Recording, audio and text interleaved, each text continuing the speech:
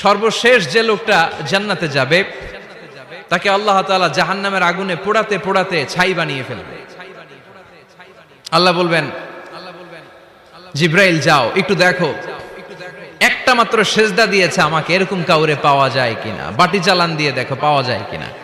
খুঁজে খুঁজে কাউরে পাবে না। আল্লাহ বললেন আবার দেখো, খুঁজে খুঁজে একজনকে পাবে, সামান্য ইমানের ছিটে ফোঁটা তার অন্তরে ছিল। আল্লাহ বলবেন যেহেতু ছিটে ফোঁটা আছে, অনেক মায়ের খাইছে, ওকে বের করে জাহান্নাম থেকে বের করে একটা নির্ধারিত দূরত্বে রেখে দাও। রেখে দেয়া হবে, কিন্তু জাহান্নামের আগুনের লেলিহান শিখাতে তার গা ঝলসে যাবে।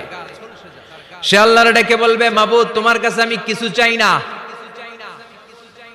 জাহান্নাম থেকে তুমি আমাকে বের করেছো, জীবন নদীর পানি তুমি আমার গায়ের মধ্যে ঢেলে দিয়েছো, আমি আবার সজীবতা ফিরে পেয়েছি। আমি তোমার কাছে জান্নাত চাই না, শুধু নিরাপদ একটা দূরত্বে আমাকে রেখে আসো, যাতে জাহান্নামের আগুন আমারে কষ্ট দিতে না পারে। আল্লাহ আমি কিন্তু তোমার কাছে জান্নাত চাই না। কি চাই না? জান্নাত চাই না, কিন্তু জাহান্নামের আগুন আমারে কষ্ট দিচ্ছে, এতটা দূরত্বে রাখো যাতে জাহান্নামের আগুন আমার গায়ে না লাগে।